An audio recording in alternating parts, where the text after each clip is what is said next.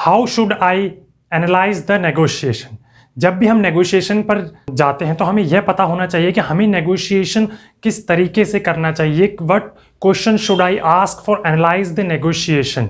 अगर आप सिंपल ही नेगोशिएशन के लिए चले जाएंगे तो आप मेज़र कैसे करेंगे कि आपने जो नेगोशिएशन किया है वो कितना प्रॉफिटेबल है या किस सेंस में आप उसे मेज़र कर पाएंगे। अगर आप पहले से ही एनालाइज करेंगे, अगर आप पहले से एनालाइज करके चलेंगे तो उस इंफॉर्मेशन के बेस पर आप यह पता लगा पाएंगे कि आपने उससे अच्छा नेगोशिएट किया है या आपकी नेगोशिएशन में कुछ कमी रह गई है। मैं आपको नेगोशिएशन को किस तरीके से एनालाइज करना है वह बताऊंगा थ्रू एन एग्जाम्पल।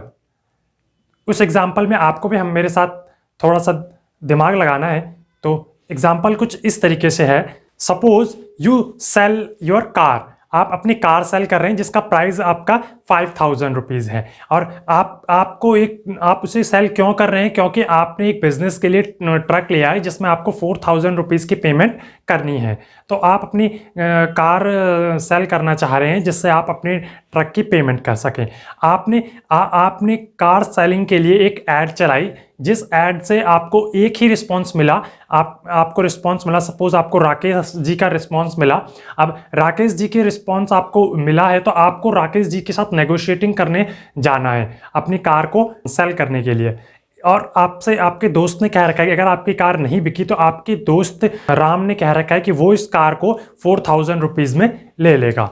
ठीक है, अब अगर आपके पास ये कंडीशन है तो आप बताइए कि आप नेगोशिएट करने जाएंगे इस कंडीशन पे तो आप किस चीज़ों को एनालाइज करेंगे और किस चीज़ों को अपने दिमाग में रख के जाएंगे। इस वीडियो को यहीं पॉज करें और आप अपने क्वेश्चंस को और जिस चीज़ को आप दिमाग में रखेंगे या जो आप स्ट्रेटजी बनाएंगे नेगोशिएशन पे जाने से पहले, उसे एक पेज पर लिख लें।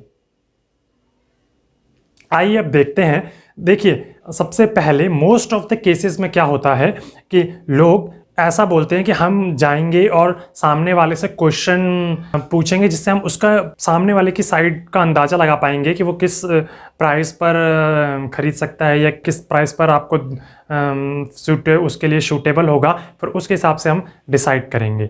बट मैं आपसे कहता हूं कि आप एक बार अपनी तरफ से एनालाइज करके ज़रूर जाएं। देखिए, अब सवाल ये उठता है, what question I should ask for analyse the negotiation.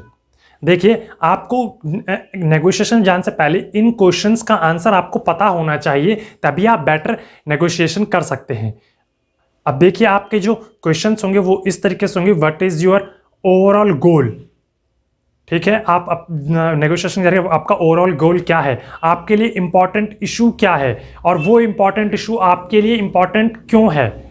What is your reservation price, आप पर रिजर्वेशन प्राइस क्या है। What is your BATNA, best alternative to negotiation agreement.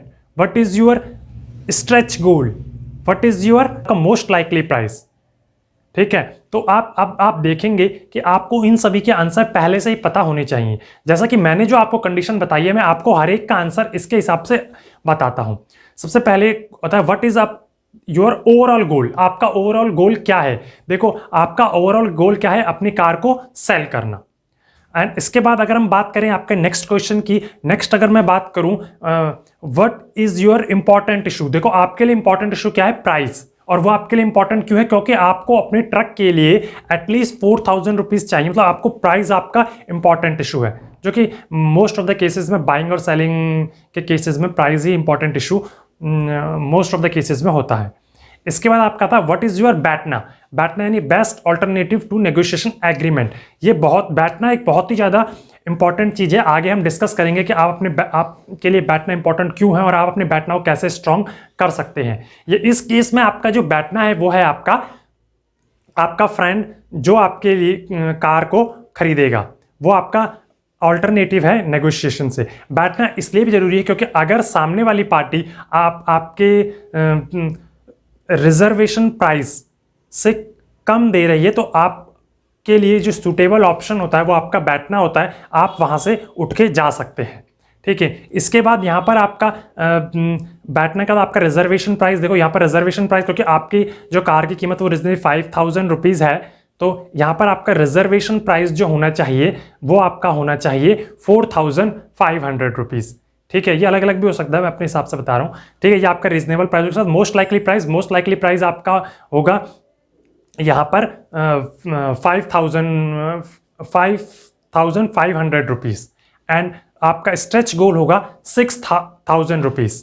ठीक है, याद रखिए स्ट्रेच गोल नेगोशिएशन के लिए बहुत ही ज़्यादा इंपॉर्टेंट होता है, क्योंकि कभी कभी ऐसा होता है कि आपका अगर स्ट्रेच गोल कम है तो भी आपको लॉस हो सकता है, और स्ट्रेच गोल अगर आपने ज़्यादा रख लिया, मान लो आपने कार बेचने गए और आपने बोला कि स्टार्टिंग प्राइस ही आपने जिसको आप सेल करने जा रहे हो, सपोज आप राकेश को सेल करने जा रहे हो, तो आपने उसको सीधा ही बोल दिया स्टार्टिंग प्राइस, आपने अपना स्ट्रेच गोल ज़्यादा ही बड़ा करके बोल दिया 10,000 रुपीज़।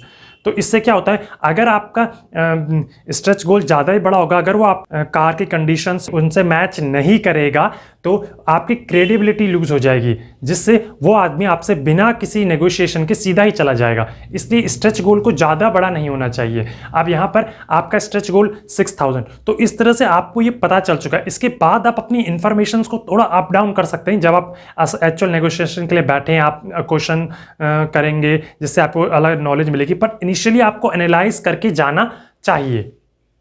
अब देखिए इसमें एक चीज जो आती है zone of potential. Zone of potential क्या होता है? जोन ऑफ पोटेंशियल एग्रीमेंट होता है common region in a negotiation.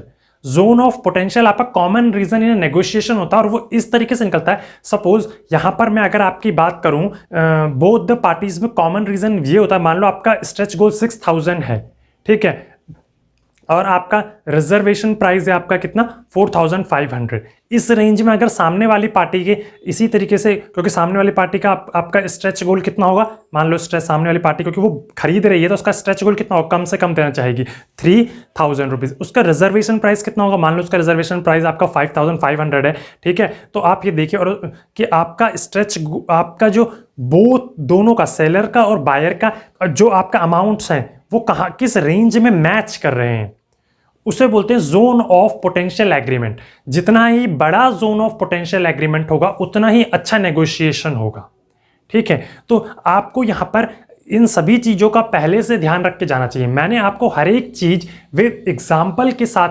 बताई है, जिससे आपको इन चीजों के बारे में पता रहेगा, ठीक है। तो आई होप कि आप अगली बार कभी भी नेगोशिएशन के लिए जाएं तो आप अपना रिजर्वेशन प्राइस, अपना मोस्ट लाइकली प्राइस, अपना स्ट्रेच गोल और अपना बैठना को ध्यान में रखें और इसी के साथ आप नेगोशिएशन करें।